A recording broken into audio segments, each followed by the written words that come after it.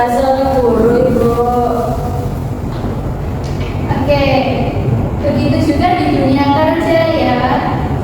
Di dunia kerja profesional, satu kalimat yang ringkas tapi tepat bisa mengamankan waktu, tenaga, dan membuat semua orang senang. Dan bayangkan jika dengan satu instruksi seperti tolong ambil pisau roti ukuran sedang yang gagangnya kayu diikat plastik, maka rekan kerja tersebut langsung tahu apa yang dimaksud, tahu persis tanpa bolak-balik bertanya pada rekan tersebut. Nah, pada pembelajaran kali ini Ibu akan membahas tentang tema bekerja sama secara efektif dengan mereka. Oke, adakah yang bisa menebak aktivitas mereka?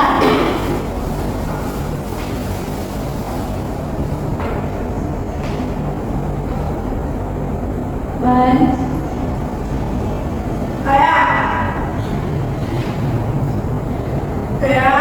Boleh. Keduanya lagi duduk, satunya di dapur, satunya di admin resto. Oke, lalu bagaimana sih cara kedua orang ini komunikasinya itu bisa jelas terus kayak tanpa membingungkan? Caranya? Oke, boleh Dani? Yang pertama, pastiin menggunakan bahasa yang lugas dan juga ringkas. Yang kedua, konfirmasi kembali apa yang diminta. Yang ketiga, gunain sinyal-sinyal yang visual atau tulisan-tulisan singkat. Yang selanjutnya mungkin atur waktu ceknya secara berkala. Oke, benar sekali ya jawabannya. Baik, di sini Ibu akan membahas sedikit tentang pengertian mampu bekerja sama secara efektif dengan kolega yang sebelumnya sudah dijelaskan oleh Ibu Jasmi. Jadi, bekerja sama secara efektif dengan kolega ini merupakan bagian dari pelayanan prima. Agar dapat bekerja sama secara efektif, diperlukannya komunikasi yang efektif. Komunikasi merupakan proses penyampaian pesan dari satu pihak kepada pihak lain. Dalam dunia industri yang profesional, komunikasi dengan pelanggan atau kolega perlu dilakukan dengan cara yang sopan, profesional, jelas, dan ringkas.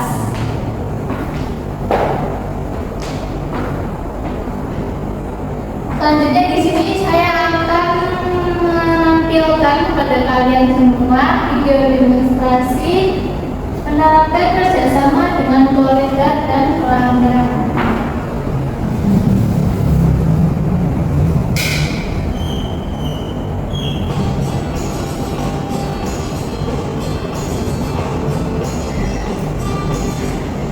Assalamualaikum warahmatullahi wabarakatuh. Saya Gulden sekolah di SMK Ujian. Saya berserta sama siapa sama dengan menjadi mampu dan selamat siang. Saya guru pendidikan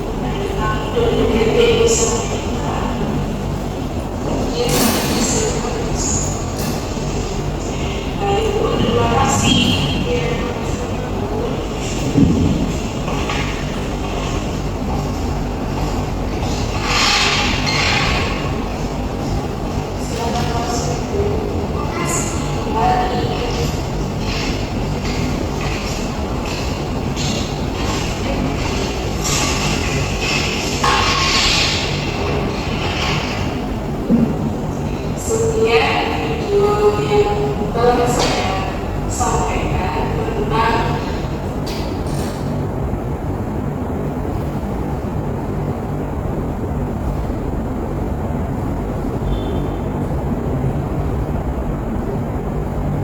Baik, selanjutnya saya akan menjelaskan atau menyebutkan apa saja sih komunikasi yang efektif. Ciri-ciri komunikasi yang efektif itu yang pertama ada langsung pada inti dan persoalan. Yang kedua yaitu ada asertif atau tegas. Yang ketiga yaitu ada ramah dan menghargai. Yang keempat yaitu isi pesan tersebut jelas dan mudah dipahami. Yang kelima yaitu terbuka. Yang keenam berlangsung secara lisan atau tulisan. Yang ketujuh dua arah. Yang delapan ada responsif. Yang kesembilan yaitu ada memahami dengan tepat. Dan yang terakhir jujur dalam mengungkapkan gagasan, perasaan atau kebutuhan yang sesungguhnya.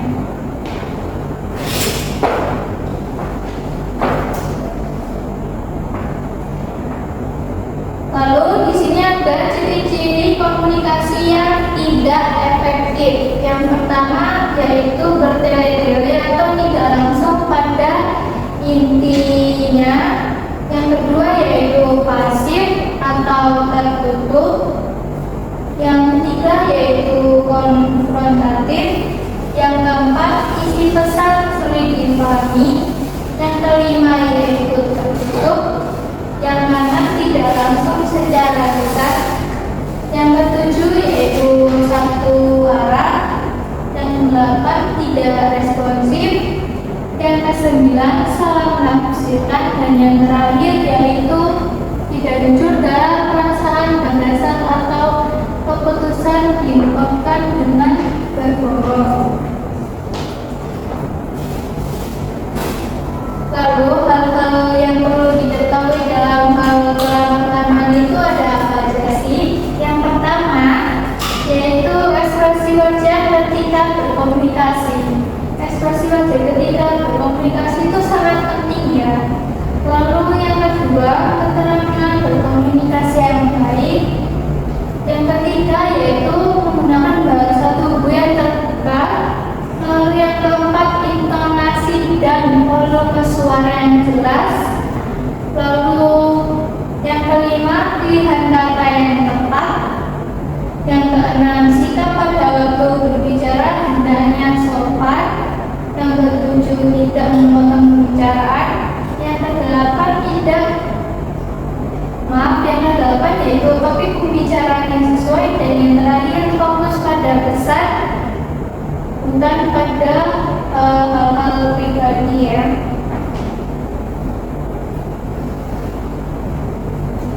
Terus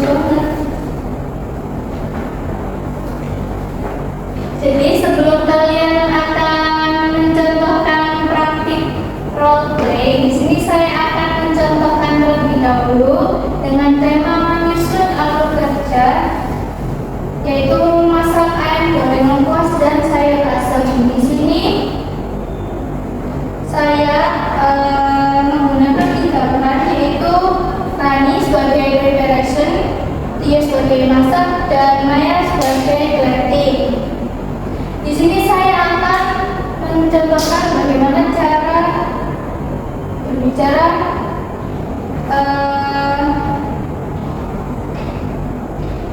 di sini saya akan mencontohkan peran sebagai Rani, yaitu preparation. Rani, bisakah kamu membantu mencuci dan potong ayamnya?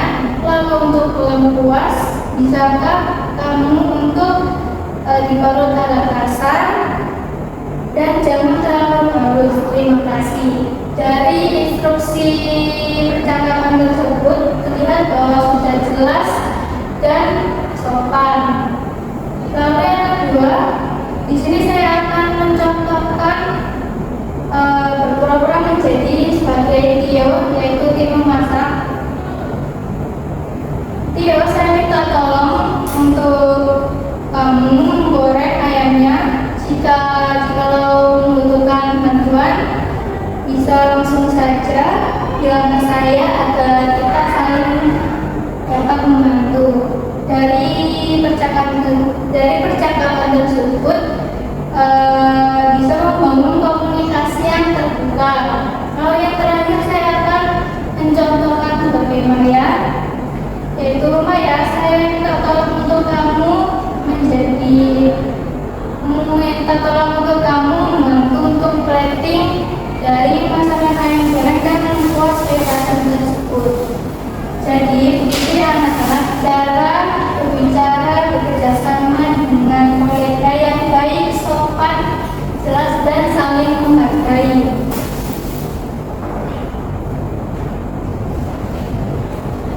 Oke, di sini Ibu meminta kalian untuk 3 anak maju ke depan mempraktikkan role play yang di atas saat berada di bidan.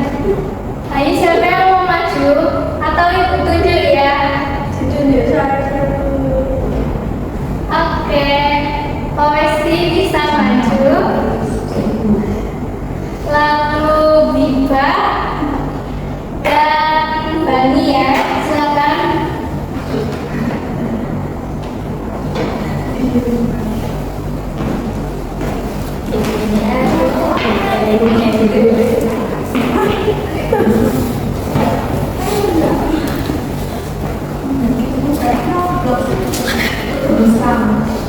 Di sini ada 3 peran, yaitu ada Chef Raka, Ina, dan Mama. Silakan berbagi, kalian mau yang mana?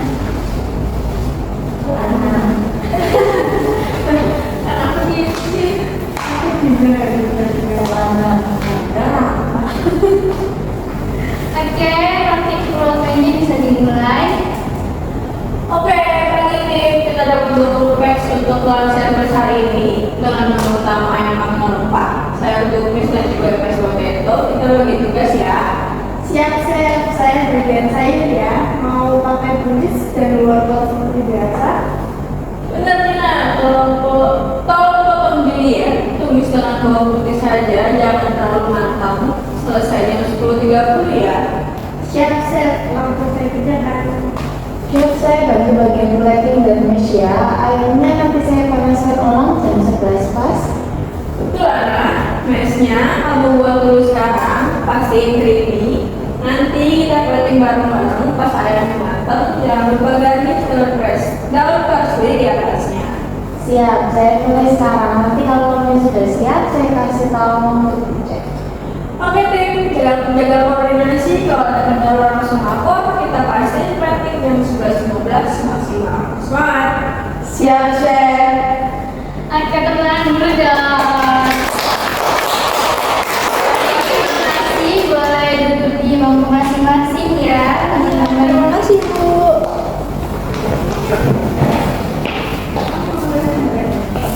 Oke. Sebelum kita mengakhiri pembelajaran hari ini, Ibu akan memberi kalian tugas. Jadi yang pertama, buatlah kelompok yang terdiri dari 2 orang. Satu peserta didik menjadi chef A dan satu peserta didik menjadi chef B.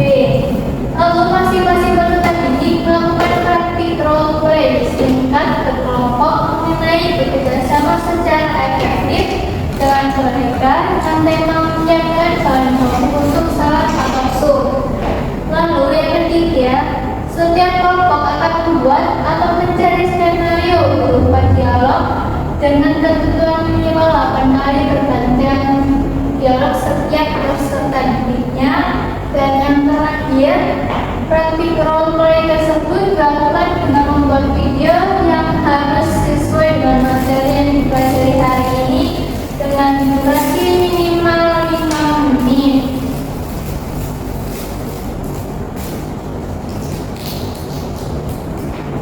Tak lupa juga hari ini kita akan mengerjakan job sheet-nya nanti bisa kalian scan di HP kalian masing-masing, lalu dikerjakan sesuai apa yang perintah job sheet yang tertera. Ibu beri waktu 20 menit untuk mengerjakan job sheet-nya ya.